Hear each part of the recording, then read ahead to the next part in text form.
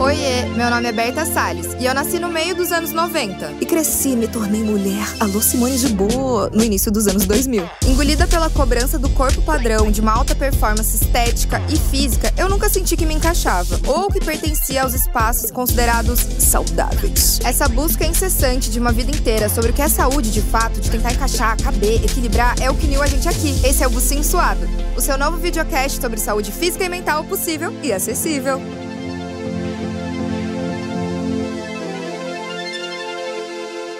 Ela é lariquenta, ela é vegana, ela é engraçada, ela é espontânea, ela é linda, ela é gostosa. E ela vai, assim, muito além de ser só uma larica vegana. Hoje eu recebo a minha amiga Luísa Mota pra falar sobre as delícias de ser mulher e as dores também, quando comentam do nosso corpo, quando comentam da nossa aparência. E esse é o Para Muito Além da Larica Vegana. Seja bem-vinda, amiga! Ai, amiga! Tô muito feliz de estar aqui. Também. E assim, a síndrome de impostora já tá indo embora do meu corpo nesse exato momento. Muito Não, onde obrigada. que teve síndrome, bicha? Ai, amor, e todos os dias, né? Nossa, e não parece, né? A gente te vê assim, tão forte, fala tão bem, né? Tão coesa. Nada. E não imagina. Ah, mas todas nós, né? Eu acho que a Gisele Bündchen na casa dela também se acha uma merda. Eu também acho. Ela podia falar mais, né? Pra gente se sentir um pouco melhor. Ela podia. Tem livro, Aprendizados. Sim. Já li. Você leu? Eu li o livro da diva.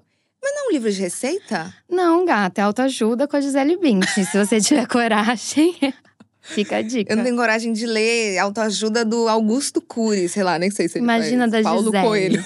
Imagina da Gisele. É meio papo de coach? Totalmente, gata. É yoga e água de manhã com limão. Ai, limão? Não pode ser. Esse é o segredo dela. Ai, Gigi. Ah, claro. Que segredo, hein? A gente tá fracassando, né? Ah, Precisa pois tomar é. água com limão e fazer yoga de manhã. Eu acho que se a gente começar todo dia, a gente vira top model número 1. Vamos fazer? Ah, vamos. Começar hoje. Daí daqui a um mês a gente se liga. Tá bom. Aí a gente vê se melhorar as coisas. Ô, Lu, conta pra gente, pros boosters, quem é você? Para além do Larica Vegana. Que é isso, a gente te conhece muito pelo seu canal no YouTube. Mas é isso, agora você tá de podcaster também, com Tira Essa Brisa. Exatamente. Então conta pra quem é você, para além do Larica? Bom, essa pergunta seria muito difícil pra eu responder se fosse ali há 1 ano e meio atrás. Eu mesma parei pra fazer essa pergunta pra mim mesma. Porque quando eu percebi que talvez o conteúdo que eu estivesse fazendo na internet, por eu estar fazendo ele há tanto tempo, ele não refletisse mais todas as minhas facetas, eu decidi que eu precisava mostrar pro mundo um pouquinho mais de mim. Digamos, pro mundo, né? Ah, vamos pensar grande, vamos pensar grande. Mas claro, amiga, você é uma figura pública e o que você fala acessa e atravessa muita gente. Assim, você mudou a vida de muita gente com o veganismo. E aí eu achei que era hora de mudar um pouquinho a vida das pessoas também através de outros assuntos. Então foi 1 ano e meio atrás que eu percebi que eu mesma não sabia responder essa pergunta. E eu parei pra pensar quem era eu. Porque a gente que trabalha com internet, a gente sabe que a gente vai virando meio que aquela personagem que a gente cria ali no começo. E depois de alguns anos, às vezes aquilo nem reflete mais a gente. Então eu tentei entender, né? Eu, além de cozinheira, além de vegana, também sou comunicadora social, sou publicitária. Já publiquei meu primeiro livro e escrever é uma das coisas que eu mais gosto de fazer. Tanto que agora eu tô escrevendo um livro de romance, nada a ver com veganismo, meu amor. Totalmente inspirado em mim. A personagem principal ali, digamos que é meio baseada em fatos reais.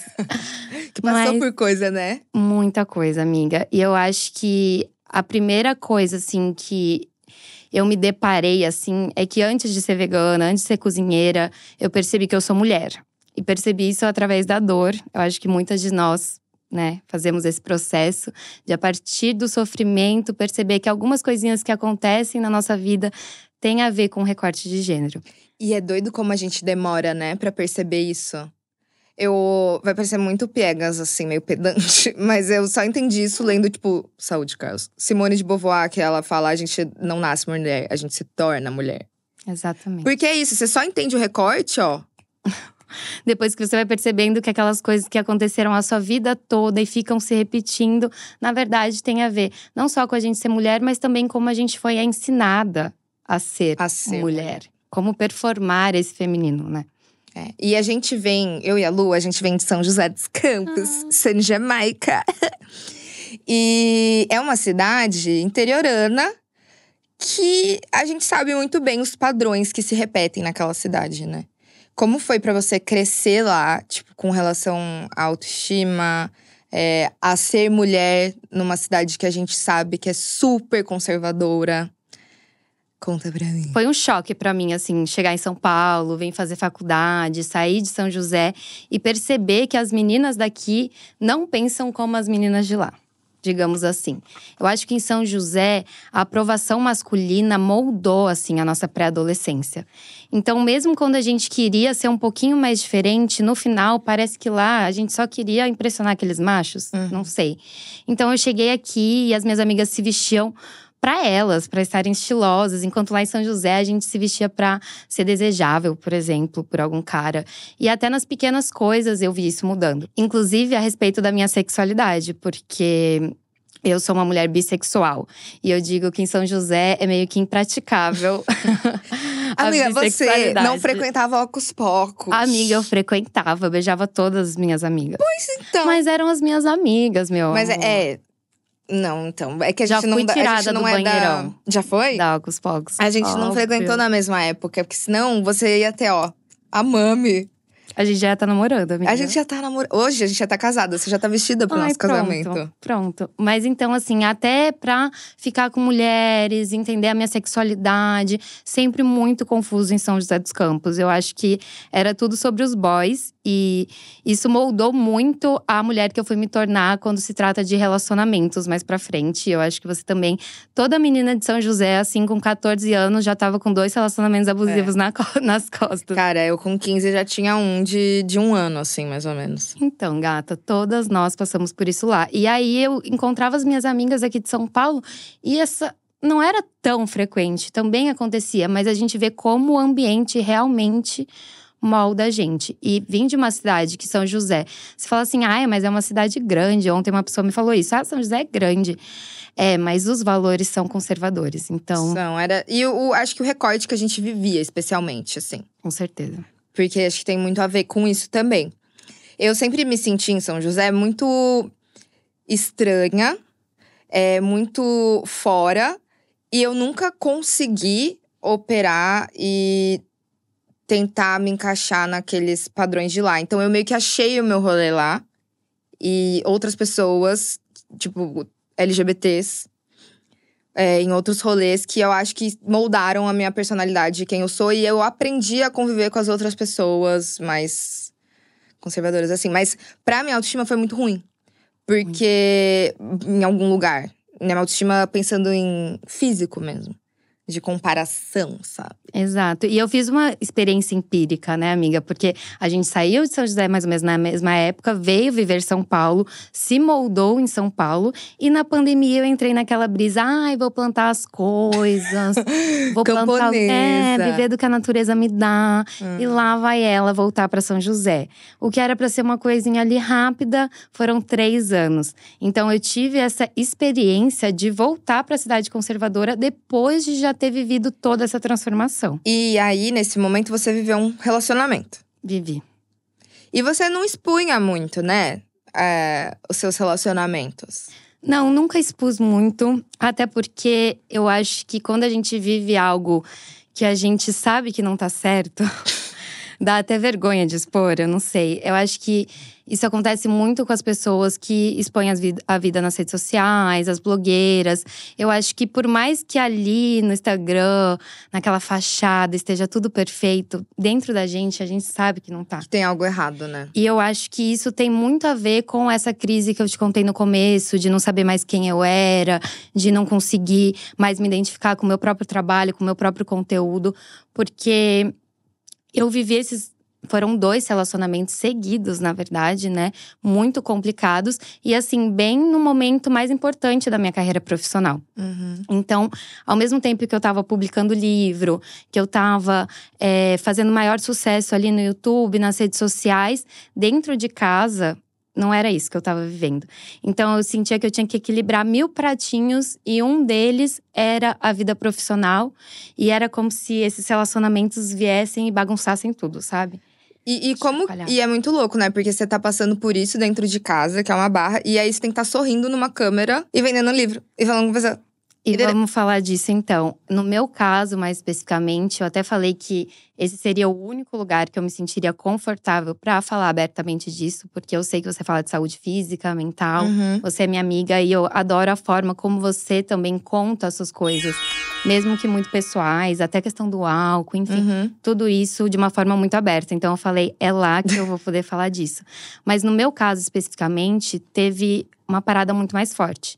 Porque além de ser cozinheira, além de ser vegana, eu tenho uma doença que chama doença celíaca. Então eu também não posso comer nada com glúten. Então imagina assim, a restrição alimentar sou eu em pessoa. E ao mesmo tempo, acabei vivendo um processo de depressão causada pelo estresse pós-traumático. E também acabei desenvolvendo anorexia nervosa. Que é um grande tabu, assim. Eu já estava há 1 ano sem me alimentar direito, sem conseguir comer por causa da ansiedade e da depressão. E do estresse pós-traumático. Mas eu não sabia que aquilo era anorexia. Eu nunca imaginei. Porque quando a gente fala anorexia, a gente vem aquela imagem daquela mulher que quer ser magra. Que tá se enxergando no espelho e queria ficar mais magra ainda, por exemplo. E não era o meu caso. Eu queria engordar, eu queria voltar à minha alimentação. Até porque eu tenho muito conhecimento disso. Comecei a faculdade de nutrição, né? Trabalho com alimentação saudável há muito tempo. Mas eu não sabia que a anorexia, na verdade, é uma coisa que pode não passar pela distorção de imagem. Sim. Então, eu lembro de chegar na minha psiquiatra, relatar pra ela, olha, eu não consigo mais comer. Porque eu já tava num estado, assim, já no final da minha relação, que eu tava pesando 46 quilos. Eu tava sem conseguir fazer uma refeição completa por dia. E ao mesmo tempo, tendo muita crise de vômito. E eu também achava que essa coisa de você vomitar teria que ser algo forçado, por exemplo. Sim, forçar o vômito. Forçar o vômito, que é uma coisa que eu nunca fiz. E isso não, vinha muito espontaneamente, eu tentava segurar. Mas eu já tava nesse ciclo. Quando eu relatei isso pra minha psiquiatra, ela falou, meu Deus, você tá com anorexia. E o meu mundo caiu. Porque você ser conhecida na internet como larica. Você pensa, larica, o que é larica, gente? Tipo, ai, aquela larica gostosa que você come coisa… Eu sempre fui a amiga que fez um prato, uma montanha de comida, sabe? Quase como se fosse uma contradição, né? Uma contradição. E assim, e vai além disso. Quantos cursos de gastronomia, quantos cursos de alimentação saudável eu tenho? Quantas vezes eu já levantei essa bandeira na internet pra, de repente, eu ser a pessoa que tava vivendo uma anorexia. Tanto que essa é a primeira vez que eu falo isso abertamente. Nesse dia, assim, naquele consultório, a minha pressão caiu. Eu falei, não, eu não sou a pessoa que vai viver isso. E ao mesmo tempo, vivendo um relacionamento ali, que depois chegou ao fim. Mas que eu não podia expor nada em relação àquilo. Então, você imagina você ter que fazer vídeos semanais de receita na internet. Então, provar aqueles alimentos na frente da câmera. Ter contato com a comida. A parte mais envolvente, assim, dos meus vídeos, as pessoas sempre falavam que era a hora de laricar. Que eu comia com muito gosto, assim. Tem perfis que você vê os vídeos, né? E às vezes a pessoa foca muito na receita. Mas a hora de laricar, no larica sempre foi importante. E eu recebia relatos de mulheres que falaram… Nossa, de tanto ver você comendo com prazer… Eu aprendi que eu posso comer com prazer também. Então, isso fez parte da minha história. E, de repente, ali, eu tava performando aquilo. Porque eu tava comendo aqueles alimentos, eu sabia que aquilo era gostoso, eu sabia que eu cozinhava bem. Mas eu não sentia nem mais o gosto. Então, quando eu perdi isso, eu falei, meu Deus… O que eu tô fazendo na internet? Eu sou uma grande farsa. E ao mesmo tempo, não podendo expor o que de fato estava acontecendo comigo. E nessas horas, vem muita coisa na nossa cabeça. Veio as marcas que me patrocinam. E eu falei, será que eles querem uma pessoa que tá vivendo isso dentro de casa? Pra poder falar sobre esse produto, esse alimento? Amiga, e olha que doido eu tô te ouvindo falar. Eu sinto muito que você tenha passado por tudo isso. Assim, mesmo… Tô aqui, sempre. Obrigada por confiar e dividir. Eu sei que é um processo muito difícil. E quando você fala disso tudo, a preocupação é, tipo, o outro, né? O tempo… E aí, o cliente, o que o povo vai achar. Sendo que, assim, é uma doença, sabe? A gente não escolhe ficar doente. Exatamente. A gente não escolhe como as coisas vão nos afetar.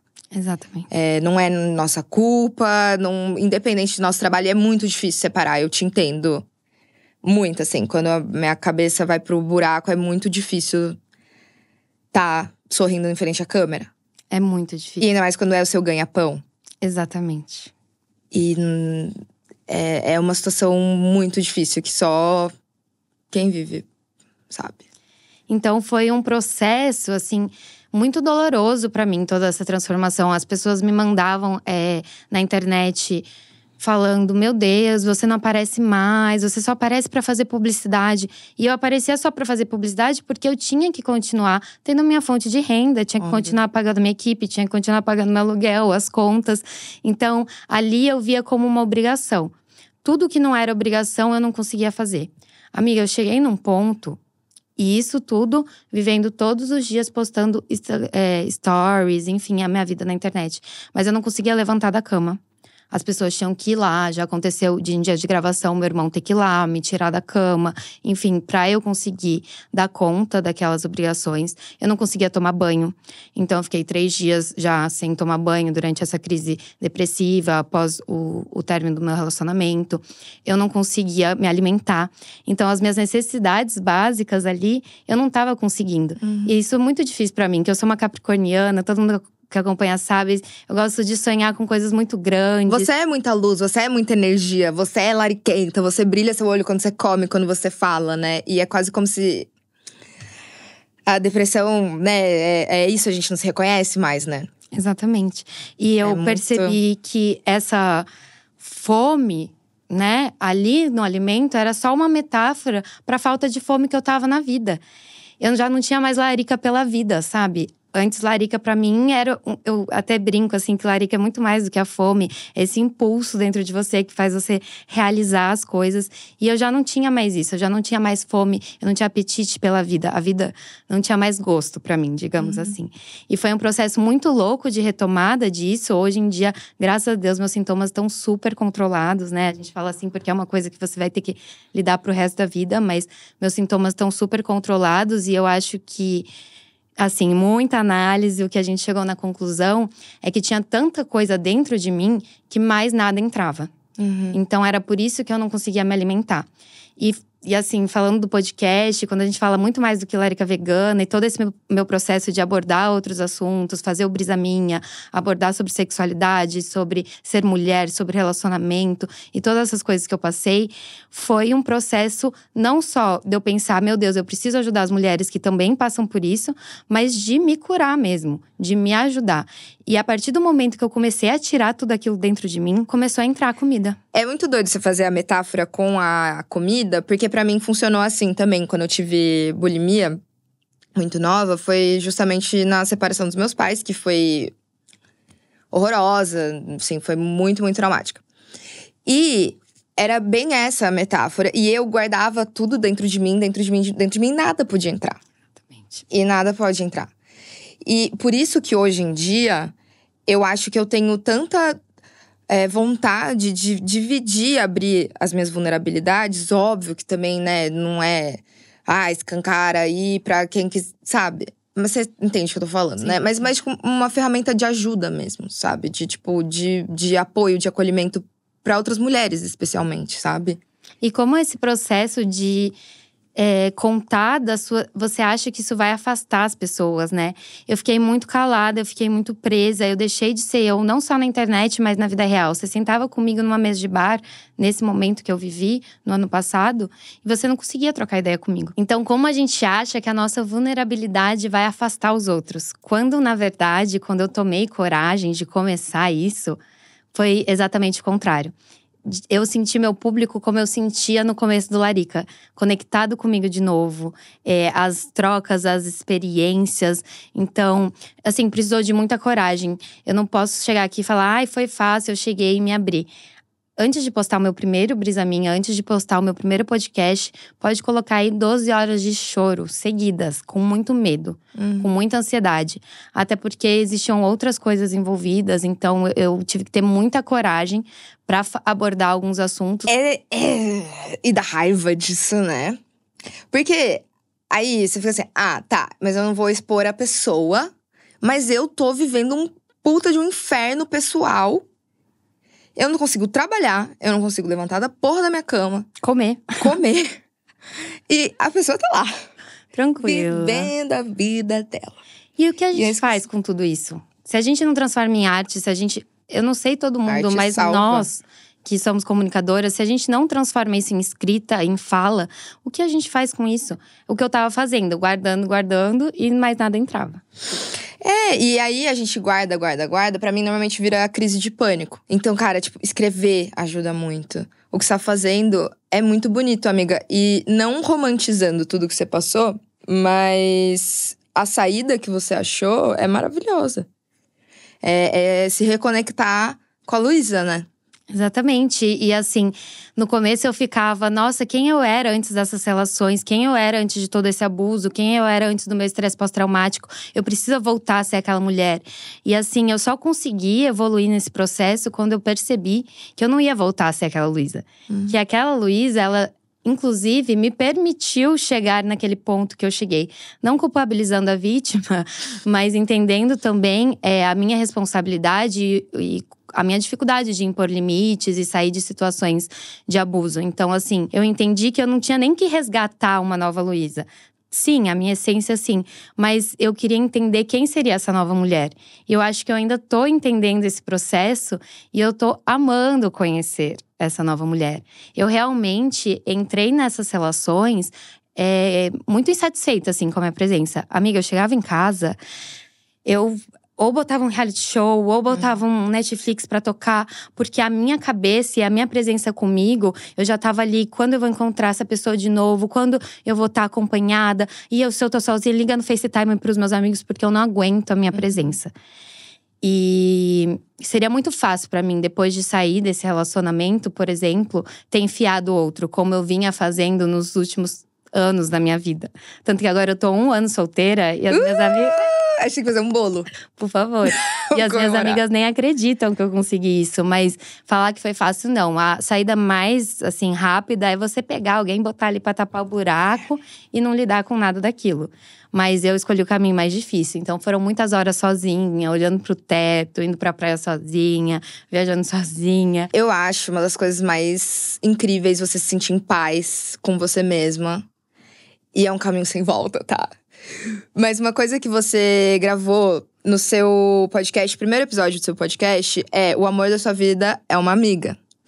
E, né, como é engraçado que sempre são mulheres que ajudam a gente, tiram a gente do buraco que foi um homem, a maioria das vezes, que empurrou, né? Sempre, sempre. E assim, eu até conto nesse podcast qual foi o insight que me deu, qual foi o momento… Insight, ai… chata. Mas é insight isso, né? Mas qual foi o momento ali que eu percebi isso? E foi quando eu tinha decidido que eu ia morar com uma amiga, né? Porque eu já tinha tido várias experiências de morar com homens, enfim.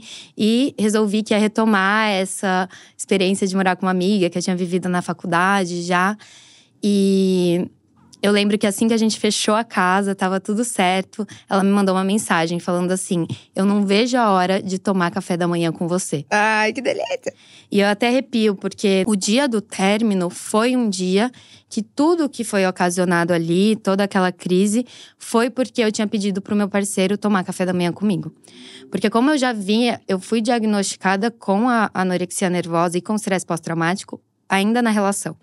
Então, ele já sabia que eu já estava lidando com aqueles sintomas. E um dos conselhos era transformar aquele momento de me alimentar em ocasiões sociais de novo, em momentos gostosos. Porque, assim, quem tem restrição alimentar sabe. Eu não posso comer glúten, eu sou vegana. Então, a coisa mais comum pra mim é ver uma mesa cheia. E não… todo mundo comendo e eu tô lá bebendo água. Isso é uma cena comum na minha vida. Eu chego em festas, eu chego em casamentos, eu chego em qualquer lugar e isso acontece. Ou também, todo mundo tá comendo uma comida e eu tô comendo uma comida diferente. Então, aos poucos, era muito comum. Eu almoçava em horários diferentes de todo mundo, porque eu não queria incomodar ninguém. Eu ia no evento e não levava minha marmita, ficava passando fome, porque eu sabia que isso ia chamar atenção. Então, tudo isso fazia parte ali do meu processo de cura. E aí eu pedi pra esse parceiro, olha, você pode tomar café da manhã comigo? Porque vai me ajudar a voltar a esse hábito. E aquilo foi uma coisa que bateu nele como você tá pondo peso de curar a questão da anorexia em cima dos meus ombros. Esse peso não é meu, essa obrigação não é minha. Você não pode fazer isso, você é mimada. E aquilo virou uma bomba. E do nada, a porta bateu e ele nunca mais voltou. Então, receber da minha amiga que tudo que ela mais queria na vida era tomar café da manhã comigo, fez assim na minha cabeça, meu Deus. Às vezes, as nossas amizades e as nossas relações não românticas, elas podem entregar tanto pra gente. Até mais, né? E são… Sem pedir nada em troca. E não vai virar as costas, ir embora, bater a porta, ir embora e nunca mais voltar, né? O dia que uma amiga… Quando você pedir pra tomar café da manhã com ela, e ela bater as costas e ela bater a porta e terminar com você, isso jamais aconteceria. Então, esse dia eu percebi a importância desses vínculos e como eu tava há muito tempo só valorizando o amor romântico. E a necessidade urgente de eu alimentar essas relações de novo. Porque eu fui muito a amiga que, assim, eu não me culpo por estar vivendo relacionamentos muito abusivos, mas que também deu as costas pra todo mundo. Porque aquela relação era tão intensa e tão disfuncional que ocupava a minha vida toda. A gente nunca é preparada pra entrar numa relação abusiva e a gente não percebe. A gente só percebe justamente quando esse arrombado, esse filho da puta, bate a porta e te deixa no buraco lá sozinha. Passando um tormento. E aí, não tem ninguém mais do seu lado, porque a primeira coisa que essa pessoa vai fazer é te afastar de todo mundo. Te afastar de todo mundo, fazer você esquecer de quem você é. Mas a gente não… Como que a gente se prepara pra uma coisa dessa, entendeu? Não, é inexplicável. Não tem como.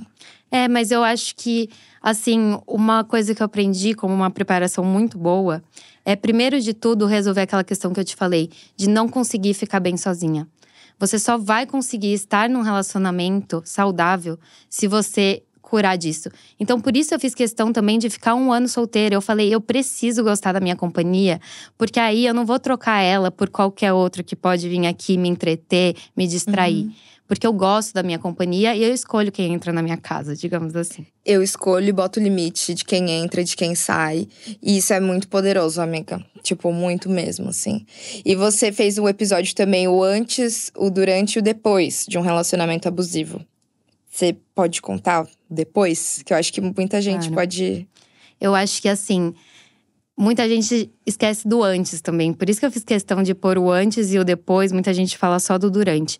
Mas eu acho que o antes é muito engraçado. Porque o antes do relacionamento abusivo, normalmente é um mar de rosas. É quando você fala, eu encontrei o homem dos meus sonhos. Então, a gente só fala quando a situação já degringolou ali. Mas e antes? Normalmente, o começo de um relacionamento abusivo é cheio de gestos românticos. É cheio de promessas. É aquele homem que você nunca conheceu na sua vida. É complicado imaginar que uma relação abusiva começa já terrível, senão ninguém entraria lá. Normalmente, ela começa maravilhosa, cheia de love bomb, de flores e tudo assim. Mas depois a gente vê que ao longo da relação, aquele ciclo do abuso vai se repetindo. E você percebe, você fala assim, mas tem tantos momentos bons. E a gente não tem muito claro o ciclo do abuso. Mas nele tá também os momentos bons, que é a fase da lua de mel.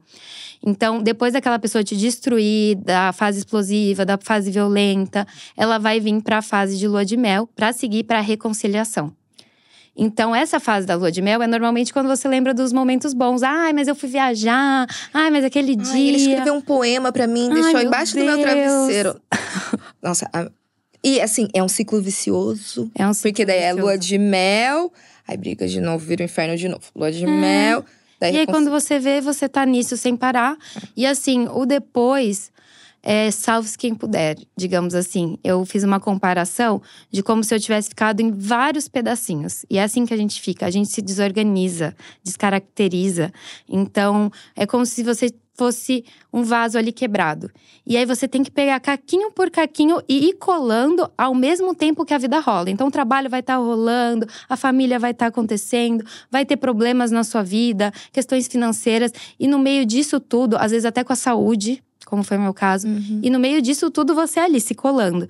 Mas eu falo que é como montar um mosaico de novo. Tem um termo japonês que desculpa aqui o pronunciamento, que eu acho que não vai estar certo, mas é kintsugi. E aí é basicamente quando quebram louças ou coisas muito bonitas, eles vão lá e remendam essa louça. E eles usam o ouro para fazer esse reparo. Então, eu fiz uma metáfora como se fosse eu pintando ali as minhas cicatrizes com ouro. Então, eu não seria mais a mesma, eu não seria aquele vaso que um dia foi quebrado. Mas, ironicamente, os vasos que passam por esse processo, eles são muito mais valiosos e muito mais bonitos. Jolly! Então, eu comecei a fazer uma metáfora pra minha vida e falar: meu Deus, eu sou esse vaso que quebrou e agora eu tô pintando as minhas cicatrizes com ouro. E no final disso, eu vou estar muito mais bonita, muito mais valiosa. E é verdade. E é verdade. E é verdade. Mas, e é doido, né? Eu tive uma relação abusiva faz 10 anos. E quando… Faz tanto tempo. Mas, cara, eu tive a pior crise de pânico do mundo depois desse relacionamento. E você falou, né, de… Você tá totalmente quebrado por dentro e meio que tem que seguir, trabalhar, tem que fazer as coisas. Eu não consegui também. Eu tive que voltar pra São José. Fiquei afastada do trabalho, fiquei afastada da faculdade na época, de todos os meus amigos. E comecei a tomar medicamento pela primeira vez. Também não conseguia comer. É um processo difícil. E quando você tá dentro dele, parece que não tem saída. Parece que não tem. Só que, com a minha rede de apoio e meus amigos… E as pessoas da minha família que são próximas, eu consegui sair, sabe? E assim, o caminho foi perfeito com essa analogia que você fez do ouro. Eu tava inteira quebrada. Mas quando colou com ouro… Meu amor. Ai, ninguém segurava. Foguete não dá ré, né, Lulu? Então, eu acho que o depois do relacionamento abusivo seria esse processo de reconhecer que não, você não vai ser mais a mesma, mas que algo ali precisa ser reparado e que você pode sair uma mulher muito mais forte daquilo. Porque eu acho que a missão de todo mundo que sai de um relacionamento abusivo tem que ser nunca mais, assim, entrar em outro. E você não vai conseguir adivinhar, será que esse cara é legal? Não tem bola de cristal. Mas você tem o trabalho interno que você faz com você de entender seus próprios limites. E da próxima vez, ao maior sinal de bandeira vermelha, você já pegar suas coisinhas e falar: olha, sozinha eu me viro muito bem. Então, pego minhas coisas e vou embora. E ó, meto o pé. E tem um lance também, eu coloquei isso aqui no roteiro. Eu tô lendo o livro A Vegetariana. Vamos. Da coreana Han Kang. E ela vê a vida dela toda mudar quando ela resolve virar vegetariana.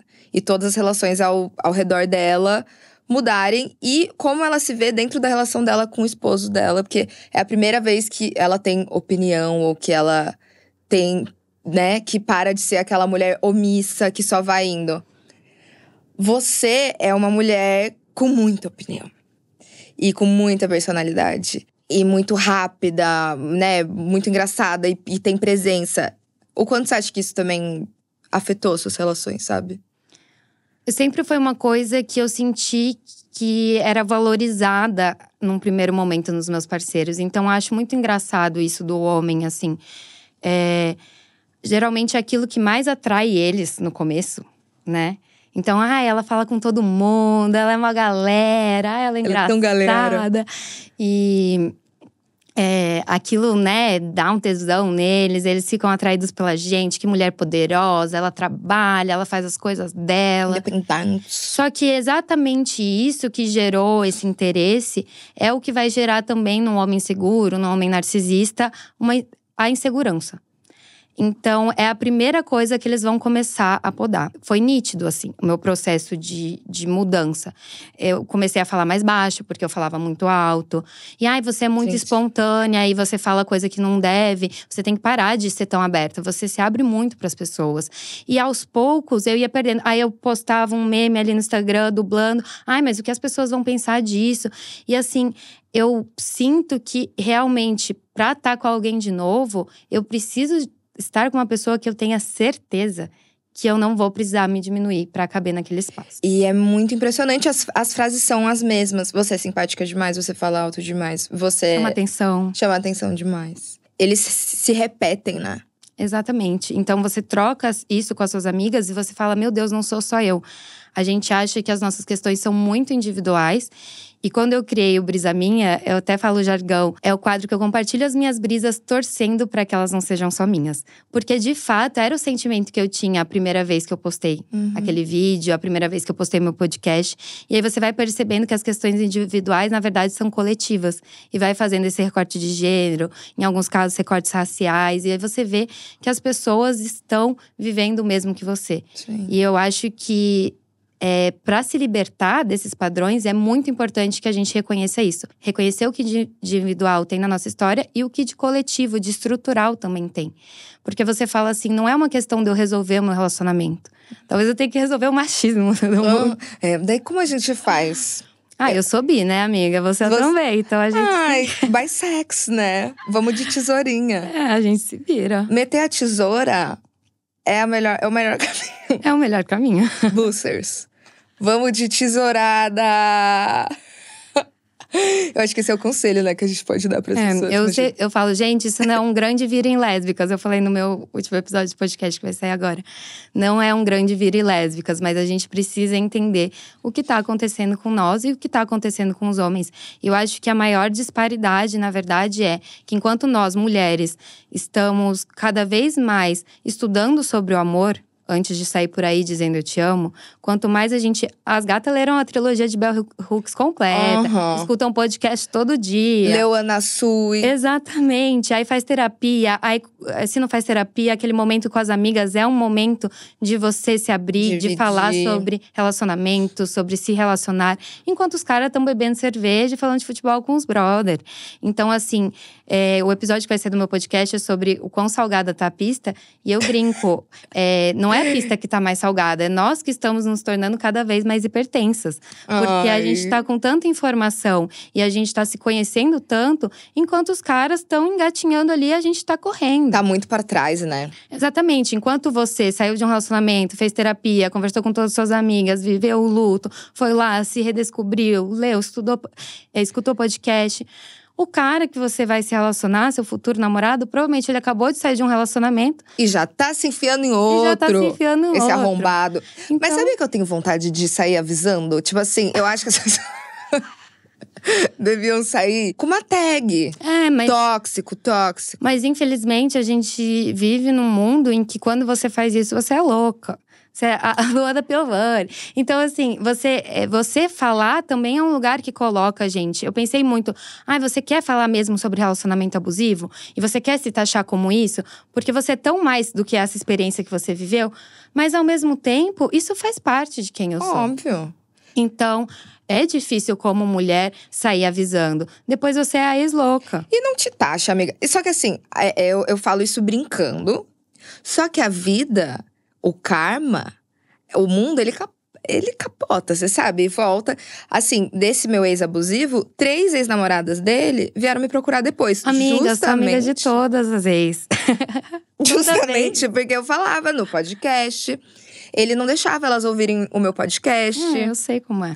E aí, eu era louca no começo, né? Quando elas conheciam ele, viviam todo esse encantamento e tal…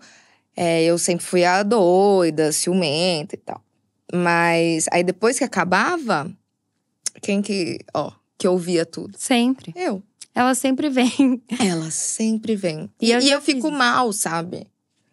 Eu falo, eu queria poder ajudar alguém pra não entrar nesse buraco, mas assim… Mas aí a gente vai ajudar uma mulher que tá com um cara e isso tá acontecendo coletivamente, assim, e a gente não tem como fazer.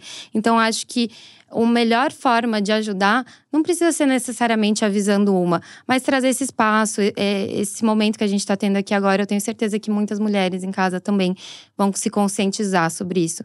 Então, como eu disse, não é uma questão individual, não é um homem específico. A gente precisa falar disso porque tá acontecendo com muita gente. Sim. É importante falar, e eu fico feliz que você tenha tomado a decisão de falar e de fazer o podcast, de botar mais a sua escrita no mundo. Você tá ajudando muita gente. E você fala muito bem, né? Ai, amiga, você fala bonito, né? Inspirada em você. Ai, que ridícula! Para, eu que me inspiro em ti. Ai, eu e a Berta, gente, é o dia inteiro. Ai, não, você que é linda, não, você que é talentosa. Você. Bem tóxicas.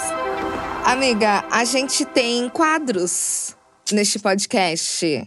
Vamos de quadro um pouquinho? Vamos. Então, a gente quer te conhecer do lado mais esportivo, sim. Amo. Chama Sabatina Sensual. Você tem um crush esportivo? Nossa, gente, aí vocês vão pegar que a gata tá sedentária. Menina! Crush esportivo. As meninas do vôlei. As gatas do vôlei. O vôlei. O vôlei. Sério, a Pepeca, Manchetada. nossa, molhada assistindo o vôlei. É pesado, né? Sua primeira memória de exercício físico? Eu acho que foi o balé. Fez balé? 9 anos. Como toda garota, né? Não foi me apresentar nenhuma outra oportunidade. Onde você fez lá, foi no dia todo da escola. Mater Day eu estudava. Ah, tu era mater. Aí a minha mãe me convenceu que era uma ótima coisa eu ficar no dia todo. Que consistia eu ficar o dia todo na escola. Bom e pra enfim, ela, de né? atividade. Comecei ali e depois foi balé na Araújo, né?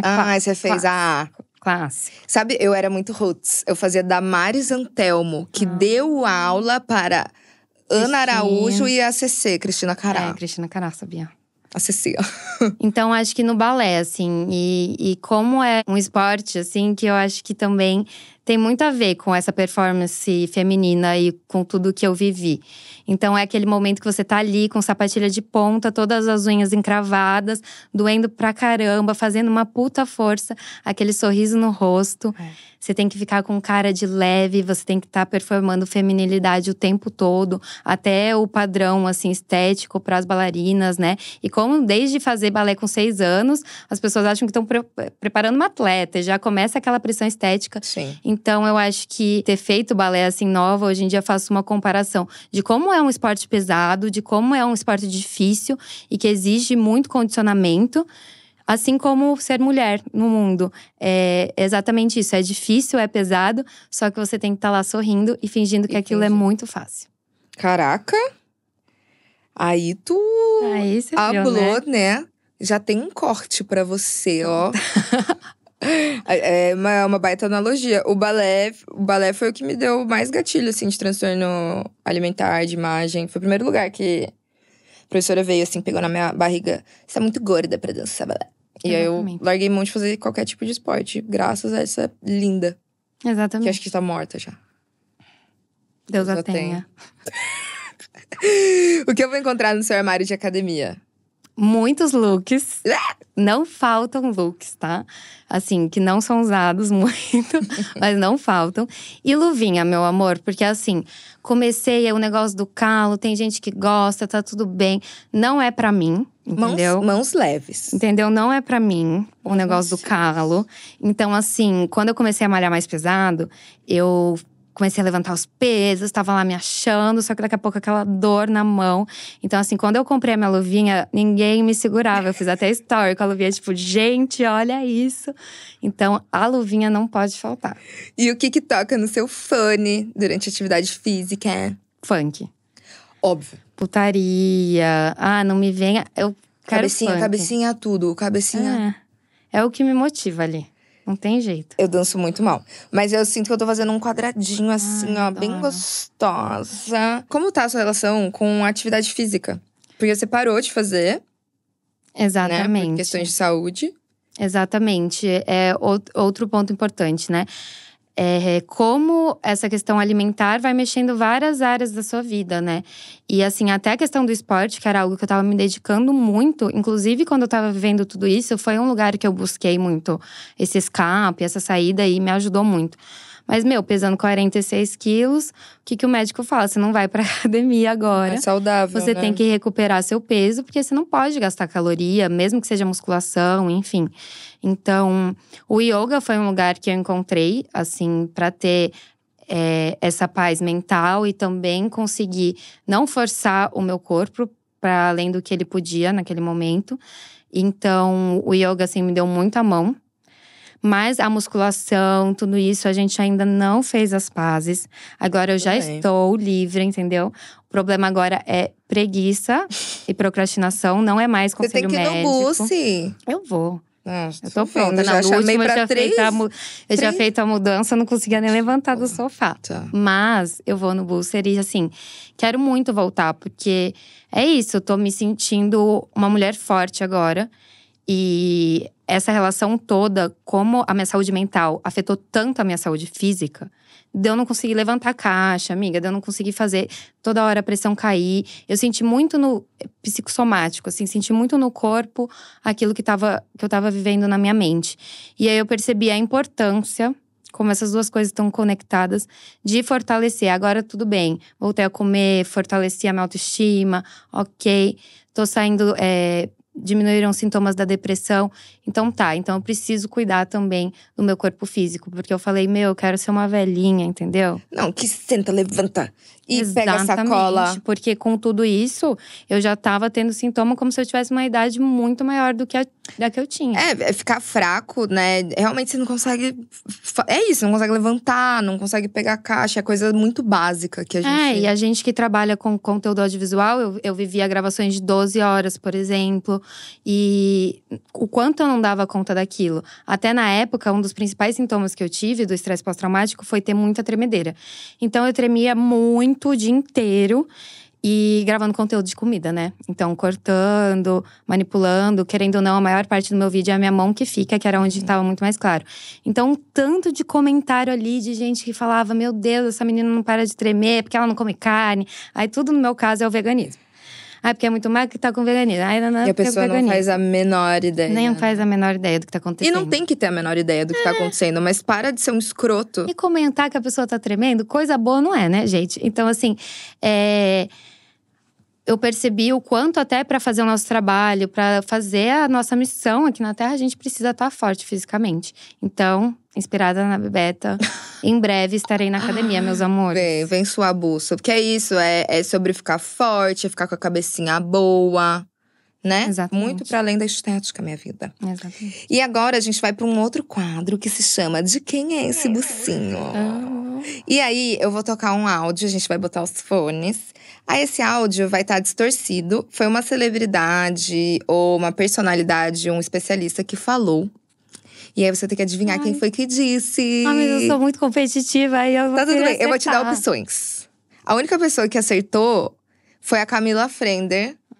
A diva. A diva acertou. Mas foi a única de 7 pessoas, 8. Ela, ok. A Lela não acertou, ela ficou bem brava. Capricorniana. Capricorniana também louca, que nem você. Vamos de fone? Então, vem pro De Quem é Esse Bucinho? Você recebeu uma enxurrada de comentários sobre a sua magreza, pessoas comentando, os internautas. Como é que você lida com isso? Eu não acompanhei.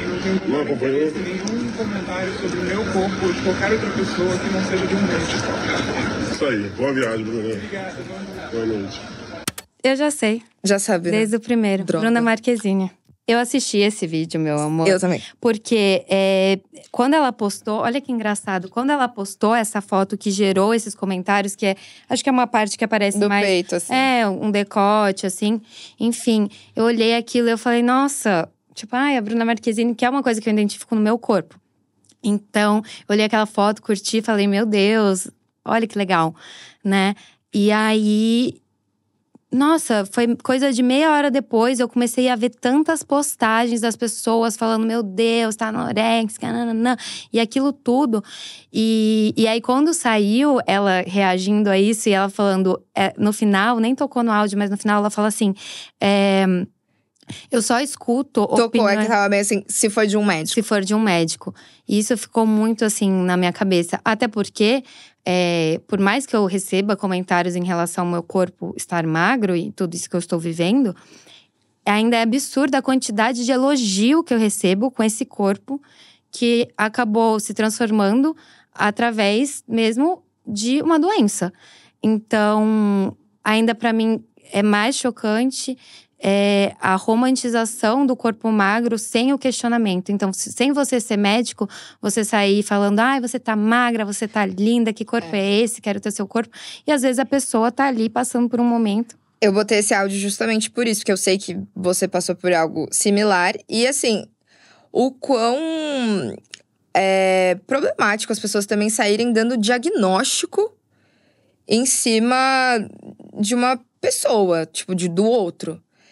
E o quanto isso também dá gatilho muitas vezes, porque você não sabe o que o outro já passou, sabe? Tipo, você virar pra uma pessoa que tem transtorno alimentar e falar uma coisa dessa, é muito pesado. Sim. E a gente não sabe o que o outro tá passando e tá ali comentando sobre a aparência dele. Enfim, é super problemático e eu coloquei porque você passou por isso, né, amiga? Exatamente. Eu acho que a minha autoestima foi muito moldada pelas redes sociais. Apesar de eu não ser uma VTube da vida, eu comecei com 18 anos. E querendo ou não… Eu amei a ref. Tipo, uma assim, VTube? Uma teen que ficou muito grande. Porque ela foi teen, cresceu nas muito câmeras. Grande. Não é, né? não se Larissa compara. Manoela. Larissa Manoela, Adoro sabe? Laricel. Não estou me comparando aqui, mas querendo ou não, ali… me sinto muito diferente agora com 26. Com a percepção que eu tinha de mim ali com 18.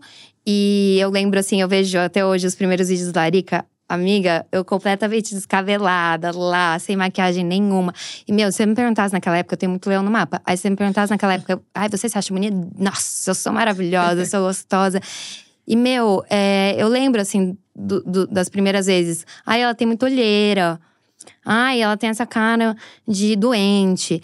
Já fizeram um vídeo meu, tem um canal gringo que é só pra expor vegano no antes e depois, assim, meio que com uma música triste, sabe? Tá zoando que existe isso? Aí vai mostrar, existe. E aí fizeram um meu, que era tipo, pegando uma imagem minha com 18 anos, super bochechuda, enfim, com um corpo que eu estava… Você era uma adolescente. Adolescente. E aí comparando com o meu corpo de agora. De agora não, antes de eu estar mais magra, enfim… E comparando isso e falando como era o veganismo e com aquela música triste, eu lembro de assistir esse vídeo e de ficar assim, meu Deus. E como isso vai mudando a nossa percepção da nossa própria imagem. Então, hoje em dia, pra mim, é um desafio muito maior. Gravar sem maquiagem, por exemplo. Por não conta me preocupar desses comentários. Com o meu cabelo. E aí eu percebi, sabe? E até meu irmão, que sempre gravou comigo e tem uma perspectiva masculina… há um tempo atrás, eu lembro que eu falei… vai gravar… agora vai ser meu rosto? Porque eu faço vídeo de comida, então tem hora que é o rosto e tem hora que é só a mão. E é assim, vai gravar meu rosto? Então peraí. Vou lá, passar corretivo, passar blush, nananã, e volto. E aí um dia meu irmão falou assim… Nossa, você nunca parou uma gravação pra se arrumar antes. A gente nunca teve espelho, isso nunca foi uma preocupação sua. Você se preocupava com a imagem, com o áudio, com a comida, com tudo que estava acontecendo em volta, mas com você tá colher ou não era uma preocupação. E aí ele me falou isso, eu falei, meu Deus. Bando de idiota que fode a cabeça dos outros. Você acha que é de boa? E é horrível, né? Porque o conteúdo é o quê? É a comida. É a comida. E você tava se sentindo bem com você. Mas o quanto de um tempo pra cá, de uns anos pra cá, principalmente com os filtros, com as harmonizações, até com a mudança das blogueiras, porque antes as blogueiras eram pessoas reais e era isso que conectava a gente com elas. Blogueiras não, que esse termo até tinham pessoas que, enfim, não eram tão relacionáveis. Mas as youtubers, eu lembro de ver e falar, ela como eu. E aí, como que agora essa não é a realidade? Parece que as pessoas esperam da gente uma casa totalmente instagramável, que todas as nossas refeições sejam um lindo brunch, os nossos pisos de taco e todos os looks. Não dá, sabe? E que a nossa cara tem um filtro Paris automaticamente aplicado em qualquer momento. Então, assim, mudou muito. Eu aparecia no Instagram sem filtro, isso nem existia, isso não era nenhuma opção pra mim.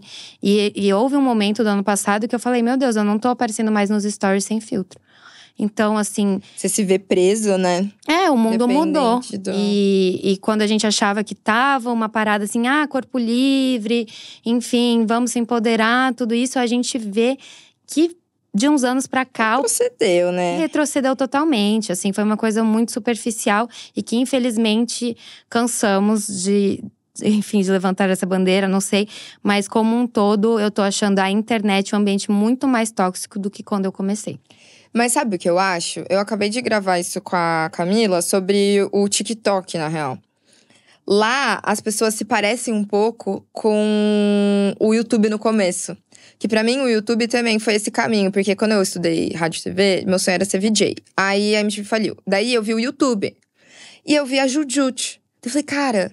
Tipo, é uma mina normal. E falando coisas incríveis, com conteúdo incrível, só sendo ali maravilhosa. Eu acho que dá pra eu tentar esse caminho. E aí, de repente, virou o que virou por conta do Instagram, assim, muito, né? Da gente querer performar, da foto perfeita, da foto da comida perfeita e o corpo. As musas, fitness e tal. Só que o TikTok, eu acho que voltou a ter gente real, sabia? Legal. De verdade, assim. E acho que a gente tá saindo do extremo, talvez questionando, e figuras como nós estamos aí lutando pra que o barco não afunde. Até porque se depender de eu ficar montada, minha filha… Isso aqui é o mar. Isso aqui, gente. Isso aqui, ontem à noite, eu olhava pra cara da minha roomie e falava assim… Gata, amanhã eu preciso estar bonita. Então me ajuda. Ai, como se você não fosse linda, eu né? Eu sei, mas assim… Se esperarem que a gente seja essas blogueiras… eu não apareço mais na internet, porque não vai rolar. Mas sabia, o que eu mais recebo de comentário é… Nossa, você nem se maquia, né, pra fazer stories. Você tá sempre, tipo, normal, assim. Eu falo, mano, sim, né, eu tô na minha casa fazendo coisas do dia a dia. Você acha que eu vou estar como? Exatamente. E como esperam de nós mulheres que a gente esteja sempre… com o principal objetivo de ser desejável e estar gata. Então, eu tô lá ensinando uma receita, ou seja, ensinando algo que eu estudei, algo que eu vivo e pratico há muito tempo, que eu acredito que ali num vídeo de receita, por exemplo, seja o meu maior valor. Que se fosse um homem fazendo, ninguém ia questionar a aparência dele ali naquele momento. Mas a gente, além de ser boa cozinheira, além de ser boa comunicadora, além de estar fazendo aquele conteúdo, temos também que ser bonitas. Pois é, e um bando de fubango aí, né? Aparecendo toda hora, ninguém fala nada. E também, assim, o mundo não é internet. A gente tá acostumado a olhar na internet só pessoas maquiadas, só pessoas com filtro. Mas chega na casa de alguém 3 horas da tarde sem avisar. Meu amor, essa não é a realidade. Juro. E é muito ruim ver que as meninas mais novas, as adolescentes, estão se comparando com isso. Então, cada vez menos elas estão olhando pra vida real, pro redor, pro espelho. Cada vez mais estão se comparando com realidades que nem existem fora da rede social. Sim, tipo assim, você quer ir de clean girl na academia. Minha linda. Eu já tentei, tá? Eu entrei nessa brisa. Eu tentei também, mas eu já fiz muita tatuagem. Então, mas eu tentei do Capelli. Acaba comigo. Eu fico muito tempo e eu tenho muito cabelo, tipo… Aí eu falo, quer saber? Não, e acaba comigo. Toda vez que eu faço, eu acho que eu tô linda. Depois eu vejo as fotos e falo, meu Deus, gente, não sou eu. Não sou eu. E a cara fica mais filtro, né, do Gran. Fica mais Paris. Eu acho que puxa aqui um Foxy. Mas enfim, eu fico meio triste também. Porque daí elas começam a performar e querer ser de um jeito que, mano, não existe. Que nem as pessoas são fora das redes sociais, né? Esses dias eu achei muito curioso. Eu tava em casa e aí fui sair pra fazer qualquer coisa. E assim, no dia a dia eu não passo maquiagem. Se eu vou gravar, às vezes eu passo. Ou tipo, sei lá, situações. Mas assim, eu adoro me maquiar, mas não no dia a dia. Aí minha amiga falou, nossa amiga… É uma super amiga minha, eu amo muito ela. Mas ela virou e falou assim, nossa amiga, como você é corajosa de sair todo dia sem maquiagem. Eu sempre recebo esses elogios da corajosa. Mano, coragem. Mas eu sou tão linda, eu sou tão perfeita, por que você tá falando assim? Daí, tô falando, eu não falei isso, mas eu falei, nossa amiga. Sim, tipo… né? E é uma coisa que era pra ser totalmente natural e é um ato de coragem. Você não passar um corretivo… Coragem pra mim é outra coisa. Exatamente. Coragem pra mim é esse bando de homem horroroso que já fudeu nossa vida, tá andando solto.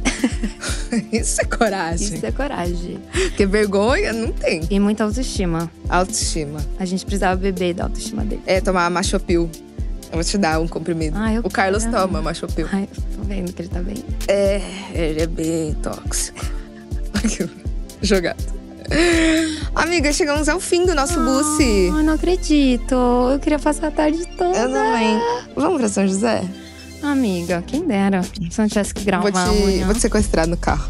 Se eu não tivesse que gravar amanhã. Mas, eu queria passar a tarde toda também. Aqui conversando com você. Obrigada, amiga, de verdade, por ter vindo, por ter se aberto e falado coisas importantes e difíceis, eu sei. Então, muito obrigada por confiar. E eu tenho certeza que muita gente vai se inspirar, te ouvir, se sentir acolhida por você. Amiga, eu que queria agradecer esse espaço. Eu tava sonhando com um dia que eu ia ter essa coragem. Isso sim, eu acho que precisa ter coragem pra se falar e se fazer. E eu acho que esse foi o lugar ideal pra eu fazer isso e com você. Então, muito obrigada por essa oportunidade.